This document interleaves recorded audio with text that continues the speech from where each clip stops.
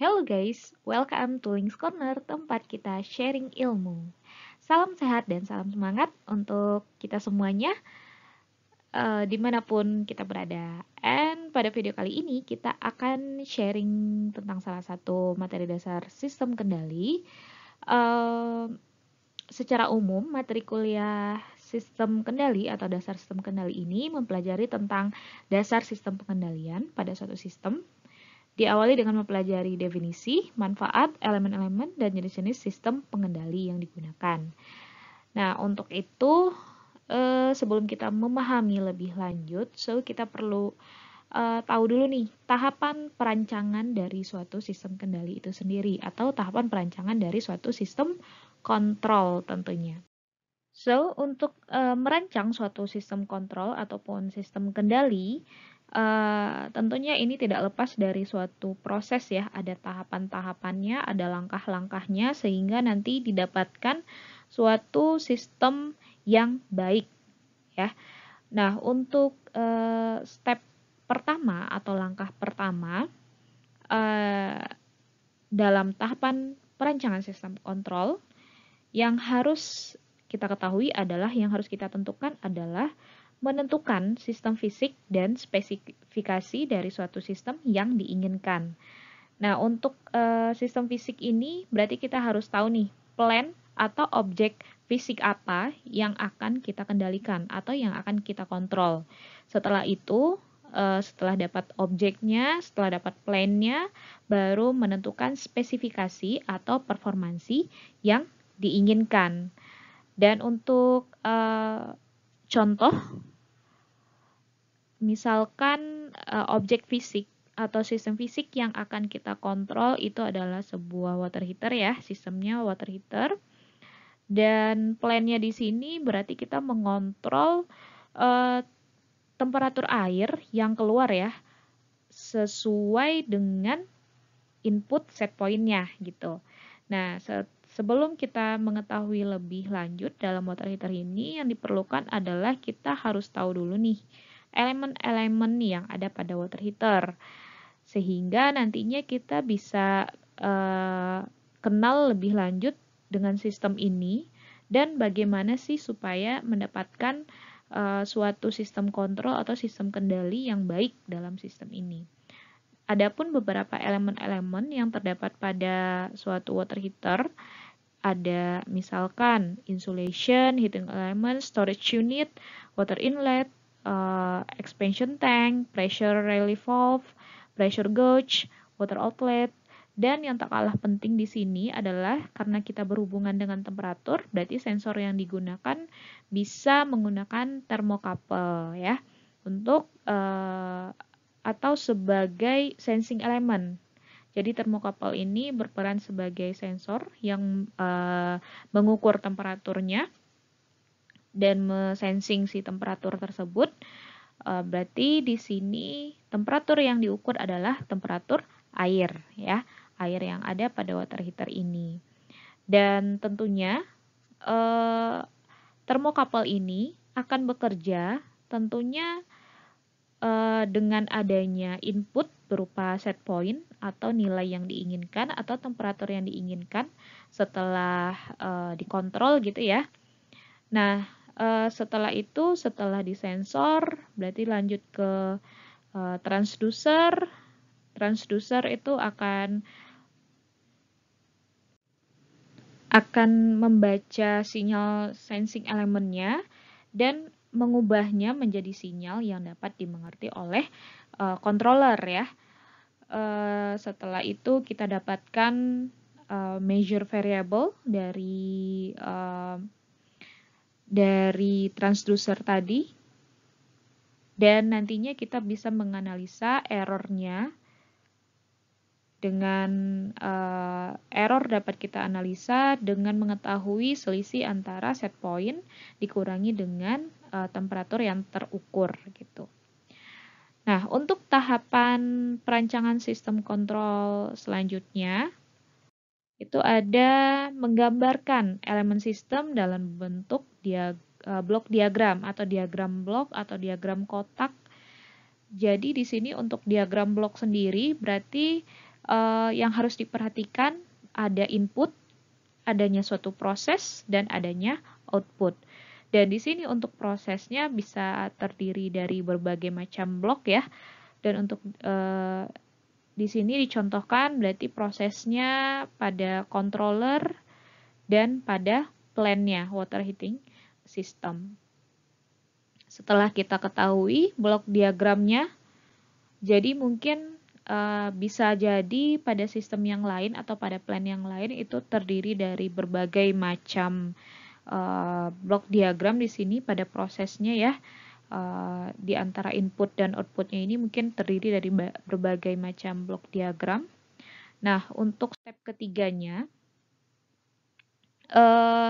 setelah kita dapatkan blok diagram secara general, kita bisa mengubah sistem fisiknya itu ke dalam bentuk skematik atau diagram skematik.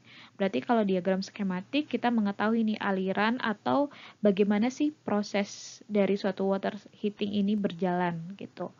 Dari suplai air dinginnya, terus kemana setelah itu ke ke tank untuk dipanaskan, dan setelah itu ada di sini ada valve-nya, valve yang bisa diatur ya di sini supaya nanti air yang keluar dari sini dari showernya itu sesuai dengan temperatur yang diinginkan gitu. Dan masuki tahapan yang keempat. Setelah itu kita dapat menggunakan diagram skematik itu untuk mendapatkan model matematika. Model matematika dari suatu sistem. Nah, ini sebagai contoh saja mungkin untuk water heating yang nanti kita temukan yang lainnya mungkin berbeda mungkin ya untuk model matematikanya, tapi kurang lebih seperti ini dicontohkan untuk suatu model matematika ya. Jadi nanti pasti ada berupa persamaan fungsi transfer di sini, dan kita untuk fungsi transfer mungkin bisa menggunakan transformasi Laplace, dan basic matematika di sini yang harus benar-benar dipahami adalah tentang diferensial, integral, persamaan diferensial, dan tentunya transformasi Laplace itu sendiri. Setelah kita dapatkan model matematikanya, nah barulah tadi yang terdiri dari berbagai blok ya, diagram blok, kita bisa menyederhanakan diagram blok itu menjadi satu diagram blok atau satu sistem loop tertutup. Jadi sebenarnya untuk yang proses yang di tengah ini bisa berupa multiple block gitu ya. Tapi di sini karena sudah disederhanakan, jadinya dia hanya seperti satu diagram blok saja di sini tersisa. Dan disinilah prosesnya berjalan, dan juga model matematikanya kita bisa dapatkan di sini. GS, GSHS itu model matematikanya apa? Pasti berbeda-beda setiap sistem ya yang kita gunakan nantinya. Dan yang terakhir, setelah kita dapatkan diagram bloknya dan sudah bentuk model matematikanya juga sudah didapatkan, berarti sistem sudah berjalan, prosesnya sudah berjalan juga, maka kita harus menganalisa rancangan dari sistem kontrol yang kita bikin tadi, apakah sudah sesuai atau belum. Dan untuk menganalisa rancangannya tersebut, kita harus menguji sistem yang kita tentukan tadi. Bisa saja menggunakan software ya, dengan bantuan software. Dan yang kita gunakan adalah software MATLAB. Kita bisa menguji sistem dan melihat performansi sistemnya, apakah sudah sesuai dengan persyaratan atau belum. Dan di sini selain dari menguji sistem, kita bisa melihat analisa errornya. Error yang mungkin terjadi pada suatu perancangan sistem kontrol. Nah, setelah mengetahui tahapan perancangan dari sistem kontrol itu sendiri, sebenarnya apa sih sistem kontrol gitu ya? Sebenarnya hampir semua proses ya dalam dunia industri itu membutuhkan peralatan-peralatan otomatis untuk mengendalikan parameter-parameter prosesnya. Jadi untuk otomatisasi saja itu tidak saja diperlukan demi kelancaran operasi, keamanan, dan lainnya, tetapi otomatisasi ini lebih merupakan kebutuhan pokok dalam suatu industri ya, uh, yang mana nantinya akan berkaitan dengan sistem kontrol atau sistem kendalinya. Nah, untuk sistem kontrol itu merupakan bagian yang sebenarnya tidak dapat dipisahkan dengan era masyarakat modern. Mungkin tentunya sekarang sudah ke 4.0 dan banyak sekali aplikasi-aplikasi yang ada di sekitar kita, mulai dari yang sederhana sampai yang kompleks gitu ya. Itu membutuhkan sistem kontrol atau sistem kendali. Contoh sistem kontrol yang sangat sederhana, misalnya pengaturan ketinggian air pada suatu bak atau kolam renang, pemanas air, atau bisa saja lainnya. Atau contoh yang lebih kompleks, misalkan pengendali roket, pesawat ulang-alik ke orbit bumi, pendingin ruangan, pencetak logam secara otomatis, dan ada juga contohnya kendaraan yang bergerak sendiri tanpa ada supirnya. Dan ini sebenarnya merupakan beberapa contoh dari sistem kendali otomatis yang dapat kita ciptakan. Dan selain itu, selain yang bisa diciptakan oleh manusia, sistem kendali ini sebenarnya sudah ada aplikasi sistem kontrol yang memang sudah ada dari sananya gitu, yang diciptakan oleh Tuhan Yang Maha Esa. Misalnya dalam tubuh kita sendiri atau dalam tubuh manusia, misalkan sistem pengendalian seperti pankreas yang mengatur gula darah, mata yang dapat mengikuti objek bergerak, ataupun tangan manusia yang dapat memegang sebuah benda dan menempatkannya tepat di lokasi yang ingin kita tempatkan gitu ya. Dan secara sederhana untuk sistem kontrol itu menghasilkan output atau respon jika diberikan input atau stimulus. Jadi melewati suatu sistem atau proses yang disebut dengan sistem kontrol. Untuk suatu sistem kontrol ini sebenarnya terdiri dari suatu subsistem dan proses atau plan yang bekerja sama dengan tujuan untuk mengendalikan keluaran dari suatu proses. Dan secara singkatnya, sistem kontrol merupakan proses pengaturan atau pengendalian terhadap satu atau beberapa besaran fisika atau variabel ataupun parameter-parameter fisika sehingga berada pada suatu range tertentu. Bisa saja kita mengontrol suatu variabel, contohnya variabelnya apa? Temperatur gitu ya. Atau ketinggian bisa juga, atau aliran air bisa. Sistem kontrol tentunya dibuat oleh manusia sebagai alat bantu untuk mempermudah kehidupan manusia. Contohnya dengan sistem kontrol, manusia atau kita dapat memindahkan peralatan yang besar dengan cepat dan tepat ke suatu tempat. Contoh lainnya dengan sistem kontrol juga, lift dapat membawa kita dengan cepat menuju tempat yang kita inginkan dan secara otomatis tentunya si lift itu akan berhenti pada tempat tujuan yang sudah ditentukan sebelumnya. Lain halnya pada dunia industri, sistem kontrol sangat berkembang pesat di industri yang menggunakan misalkan kontrol robot yang bisa memotong contohnya lempengan logam, dan robot ini bekerja dengan sangat teliti dan akurat dan tentunya tidak pernah istirahat. Sehingga secara general dengan adanya sistem kontrol ini dapat memberikan kemudahan dalam mendapatkan performansi sistem, meningkatkan kualitas dan menurunkan biaya produksi tentunya, meningkatkan laju produksi, dan mengurangi pekerjaan-pekerjaan rutin yang biasanya dilakukan oleh manusia sebagai operatornya. Nah, untuk mempelajari lebih lanjut tentang sistem kendali ataupun sistem kontrol, beberapa istilah-istilah berikut memang sangat umum digunakan pada sistem kontrol dan sistem kendali. Tentunya beberapa istilah-istilah ini dapat dipahami pengertiannya setelah memahami tahapan dari perancangan sistem kontrol, step 1 sampai dengan step 6. Jadi untuk sistem kontrol itu sendiri, yang sering kita gunakan itu adalah plan, proses, sistem, gangguan, control variable, manipulated variable, sensing element, transducer ataupun transmitter, measure variable, set point, error, controller, control unit, dan final control element. Dan bisa dipahami setelah memahami proses perancangan sistem kontrol. Kita lanjut.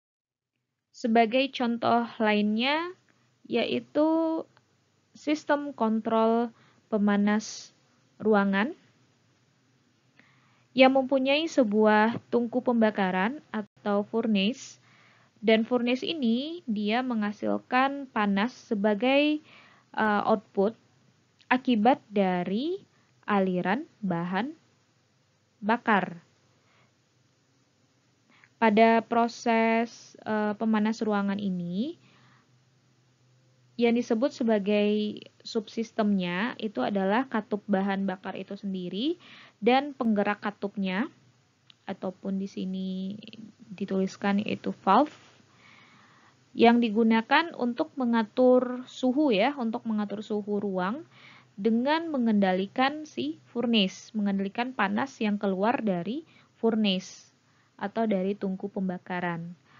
Dan subsistem lainnya yang digunakan pada sistem besar ini adalah menggunakan termostat sebagai sensor temperatur, fungsinya sensing dan mengukur suhu ruangan yang ada aliran panasnya gitu ya. Jadi di sini terdapat dua subsistem besar dari satu sistem. Secara general, sistem kontrol itu diklasifikasikan menjadi dua berdasarkan loop-nya. Dan untuk yang pertama itu adalah sistem kontrol loop terbuka atau open loop. Untuk sistem kontrol open loop ini dia sistemnya cukup sederhana, paling sederhana ya, di mana outputnya ini itu tidak berpengaruh pada aksi pengontrolan.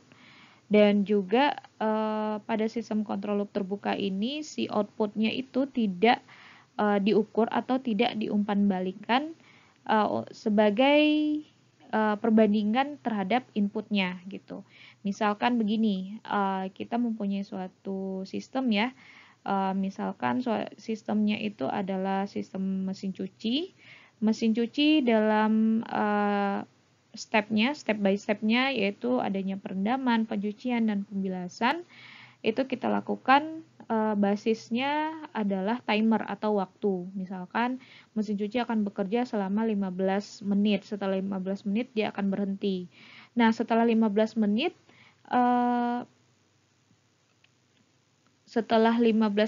mesin cuci ini berjalan, itu kan berarti outputnya sudah selesai ya, sistemnya sudah selesai bekerja dan outputnya pakaiannya sudah dicuci, tapi di sini outputnya itu tidak memberikan feedback kepada controllernya. Maksudnya begini, si pakaian ini kita tidak tahu apakah dia sudah bersih atau belum misalkan. Jadi kalaupun dia selama 15 menit bekerja mesin cuci ini, jadi sebatas itu aja, sebatas timer yang sudah di set atau dikontrol gitu. Tidak ada umpan baliknya kepada sistem apakah pakaian yang dicuci sudah bersih atau belum. Nah, begitu kalau untuk loop terbuka. Jadi dia tidak ada feedback ke si controllernya apakah sistemnya ini sudah benar-benar sudah benar-benar bekerja maksimal dalam mengontrol suatu variabel gitu. Tetapi dalam sistem loop terbuka yang dipentingkan di sini adalah kalau misalkan dalam kasus mesin cuci tadi, dia yang dikontrol itu adalah waktunya, timernya. Berarti dalam sequence-nya atau dalam urutannya, si timer ini sudah bekerja dengan baik. Tetapi sayangnya outputnya tidak memberikan feedback kepada controllernya. Seberapa bersih atau sudah bersihkah pakaian ini selama 15 menit atau belum. Gitu. Dan sesuai dengan yang sudah disebutkan tadi bahwa untuk sistem kontrol loop terbuka itu disebut juga dengan kontrol sekuensial, di mana beberapa operasi itu dilakukan secara otomatis, langkah demi langkah, step by step, sesuai dengan urutan atau sequence-nya yang telah ditentukan sebelumnya. Dan biasanya komponen yang digunakan pada loop terbuka itu adalah relay, timer, limit switch, ataupun kontaktor, ataupun bisa jadi komponen-komponen lainnya. Dengan beberapa kelebihan dan kelemahan pada loop terbuka ini, dengan kelebihannya yaitu konstruksinya sederhana. Karena konstruksinya sederhana, tentunya perawatannya juga mudah dan murah, relatif ya sebenarnya dari loop tertutup atau loop yang lainnya yang akan kita lihat setelah ini. Dan juga di kelebihan kontrol loop terbuka ini, dia tidak membandingkan output dengan input dan sangat cocok digunakan untuk output yang sukar diukur. Tetapi dari kelebihan tersebut terdapat beberapa kelemahan, yaitu masalah ketelitian dan juga jika terjadinya ada gangguan ya pada sistem kontrol, dia tidak akan bisa bekerja seperti yang diinginkan. Untuk sistem kontrol yang kedua, yaitu sistem kontrol loop tertutup atau closed loop. Jadi untuk sistem kontrol closed loop ini, sinyal outputnya itu sangat mempengaruhi atau berpengaruh langsung pada aksi pengontrolan. Atau dengan kata lain, variabel yang dikontrol itu dapat dibandingkan terhadap harga yang diinginkan. Jadi sistem kontrol loop tertutup, sistem yang berumpan balik, berarti terdapat hubungan antara input dan outputnya. Tentunya di sini ada suatu proses ya di tengah-tengahnya ini, dari controller itu ke aktuator dan ke plan, dan dikasih umpan balik dulu ke controller apakah sudah sesuai atau belum. Jika sudah, di sini terdapat outputnya. Jadi untuk feedback atau umpan balik di sini dia berfungsi mengubah besaran output menjadi besaran input sehingga dapat dibandingkan pada controller. Contohnya feedbacknya dapat berupa komponennya sensor, transducer, transmitter, dan bisa jadi lainnya. Dan untuk aktuator sebagai drivernya dari controller, dia berfungsi memberi tenaga tambahan atas dasar sinyal yang dikeluarkan dari controller. Contohnya yang sering digunakan itu bisa saja motor, piston, dan lain-lainnya. Dan feedback atau umpan balik atau kontrol yang dilakukan pada umpan balik ini itu terdapat dua jenis ya, ada servomekanis dan kontrol proses. Adapun beberapa controller yang sering digunakan pada kontrol loop tertutup adalah yang pertama itu kita bisa lihat adanya PLC, DCS, Distributed Control System, op-amp, dan pneumatic. Nah, controller ini pada sistem kontrol dia berfungsi untuk membandingkan sinyal input terhadap sinyal umpan balik sehingga sinyal selisihnya atau errornya itu yang terjadi pada sistem akan menggerakkan plan atau proses di mana output plan mempunyai nilai yang kita inginkan. Untuk mendescribe sistem kontrol loop tertutup, di sini contohkan untuk loop tertutup yaitu ada suatu sistem thermal, dan dibandingkan sistem thermal manual dengan yang automatic. Berarti kalau manual di sini masih menggunakan operator sebagai controllernya, sedangkan yang automatic itu sudah digunakan sistem ya, sistem controller di sini. Jadi kalau operator atau manusia yang bekerja sebagai controller, jika ingin menjaga temperatur pada harga tertentu, maka di sini kita pasang temperatur gauge yang dipasang pada pipa keluaran air panas dan mengukur temperatur yang sebenarnya. Dan temperatur ini merupakan keluaran dari sistem. Jika operatornya membaca penunjukan temperatur gauge dan mendapatkan bahwa temperaturnya lebih tinggi dari harga yang diinginkan, maka operator akan memperkecil besarnya aliran bahan bakar dengan memutar valve untuk menurunkan temperatur pada sistem ini. Nah, ada kemungkinan juga bahwa temperaturnya itu menjadi terlalu rendah sehingga perlu mengulangi rangkaian operasi seperti operator akan mengubah atau memutar valve ke arah yang sebaliknya. Jika yang digunakan itu adalah controllernya automatic, berarti di sini kita tidak menggunakan operator. Jadi controller otomatiknya menggantikan operator. Untuk sistem kontrol ini disebut sebagai sistem kontrol automatic berumpan balik atau sistem kontrol automatic loop tertutup. Nah, untuk set point di sini menyetel posisi temperatur yang diinginkan pada controller automatic dan keluarannya temperatur air panas yang sebenarnya atau PV ya di sini, dan diukur dengan alat ukur temperatur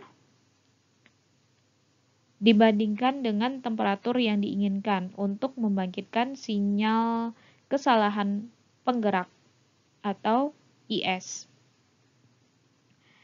Dan maksud dari ini adalah temperatur keluaran diubah menjadi satuan yang sama dengan masukan dengan menggunakan transmitter, dan sinyal kesalahan yang dihasilkan oleh controller biasanya diperkuat, dan keluaran controller itu adalah CO dikirim ke control valve untuk merubah bukaan valve di sini dalam men-trigger bahan bakar sebagai koreksi temperatur air yang sebenarnya pada suatu sistem. Jika tidak ada kesalahan, tidak terdapatnya kesalahan atau perbedaan antara measure variable dengan set point, maka tidak diperlukan perubahan bukaan valve. Dan contoh lainnya yaitu sistem kontrol atau sistem kendali tinggi permukaan cairan. Ini bisa dilihat diagram skematiknya ya. Pada diagram ini dia menggunakan pengontrol otomatis yang menjaga tinggi muka cairan di sini dengan membandingkan tinggi muka yang sebenarnya, dan melakukan koreksi setiap kesalahan dengan mengatur bukaan katup pneumatik di sini. Dan untuk diagram bloknya dari diagram skematik ini bisa kita gambarkan sebagai tinggi muka yang diinginkan sebagai set point-nya. Setelah itu masuk ke controller apakah sudah sesuai atau belum, atau perlu dikontrol lebih lanjut atau bagaimana. Dan dari controller biasanya ke aktuatornya dulu. Di sini yang berperan sebagai aktuatornya adalah katup pneumatik ya, yang mengatur, yang membantu, yang mendapatkan sinyal dari controller untuk mengatur sistem. Setelah itu plan-nya di sini adalah tangki air ya. Jadi Yang objek yang akan kita kontrol di sini air pada tangki air, ketinggian air pada tangki air. Dan sebelum ke output biasanya diberikan feedback dulu, feedbacknya kepada controller, dan yang memberikan feedback kepada controller ini pada sistem ini adalah pelampung. Pelampung di sini memberikan info kepada controller apakah sudah sesuai dengan yang diinginkan atau belum. Jika sudah, maka outputnya tangki muka yang sebenarnya, tangki muka air yang sebenarnya. Jadi permukaan ini yang sebenarnya itu ketinggiannya berapa gitu. Dan ini karena ada feedbacknya, ini merupakan sistem loop tertutup atau closed loop. Kita lihat juga contoh lainnya. Ada sistem kontrol robot. Robot sebenarnya sering digunakan di industri untuk meningkatkan produksi karena robot ini bisa menangani pekerjaan yang monoton, pekerjaan yang kompleks tanpa adanya kesalahan pada saat pengerjaannya tersebut. Serta robot bisa bekerja di lingkungan yang berbahaya gitu ya, yang sangat ekstrim, di mana manusia sebagai operator itu tidak bisa bekerja pada lingkungan tersebut. Contohnya, robot itu bisa bekerja pada lingkungan dengan temperatur yang sangat tinggi ataupun yang sangat rendah, atau lingkungan dengan tekanan yang sangat tinggi ataupun sangat rendah, atau di bawah laut ataupun di luar angkasa itu robot bisa. Di mana manusia memiliki keterbatasan ya bekerja pada lingkungan-lingkungan seperti itu. Nah, robot di industri itu sendiri dia bertugas biasanya mengambil komponen yang mempunyai bentuk dan bobot. Bobotnya itu sudah ditentukan dan harus mempunyai minimal pada robot adanya lengan serta adanya pergelangan tangan dan tangan. Jadi dengan adanya elemen-elemen ini, robot itu bisa mempunyai cukup kekuatan untuk melakukan tugasnya dan kemampuan untuk bergerak dalam lingkungan yang terbatas. Beberapa robot yang sudah ada pada industri itu biasanya dia bisa bergerak sendiri dengan bebas dalam suatu ruangan pabrik. Selanjutnya, pada robot-robot yang sudah ada, dia biasanya memiliki perangkat sensorik. Perangkat sensorik tentunya untuk ini ya, yang dipasang pada lengan biasanya untuk robot level rendah. Jadi pada robot level rendah itu dia memiliki perangkat sensoriknya berupa micro switch dipasang di lengan dan robot akan menyentuh sebuah benda. Kemudian dengan memanfaatkan micro switch, maka setelah itu dia mendeteksi keberadaan benda dalam ruang sampai akhirnya menggenggam benda tersebut.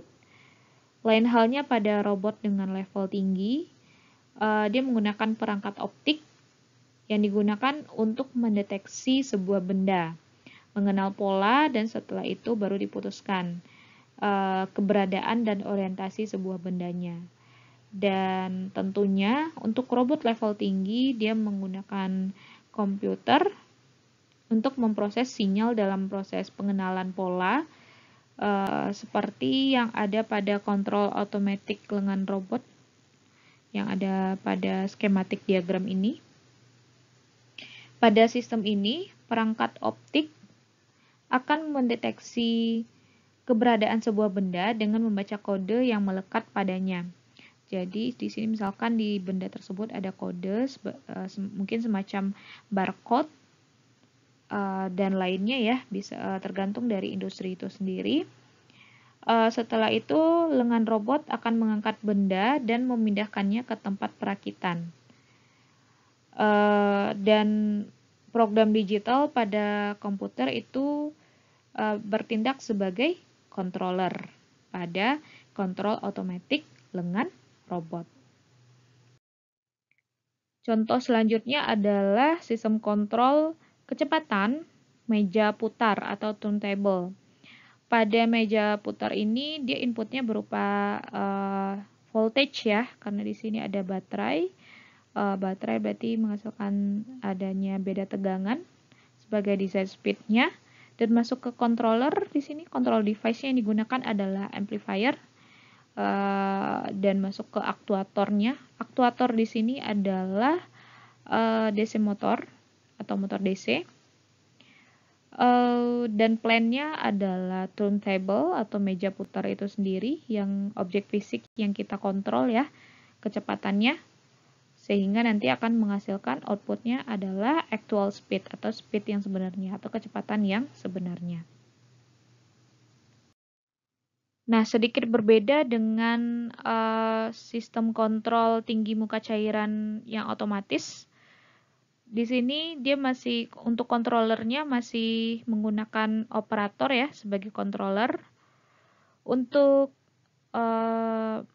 diagram bloknya itu sebenarnya hampir sama saja, tetapi yang berubah di sini adalah controllernya dan aktuator ya, karena di sini kita menggunakan peran operator. Adapun untuk diagram bloknya bisa dilihat, yang pertama itu tinggi muka yang diinginkan sama seperti yang tadi, masuk ke controller. Controllernya di sini adalah manusia sebagai operator, dan yang bekerja pada manusia itu sebenarnya adalah otak pada manusia untuk mencerna ya apakah sudah sesuai atau belum. Dilihat dari mata sehingga mata diteruskan ke otak sinyalnya.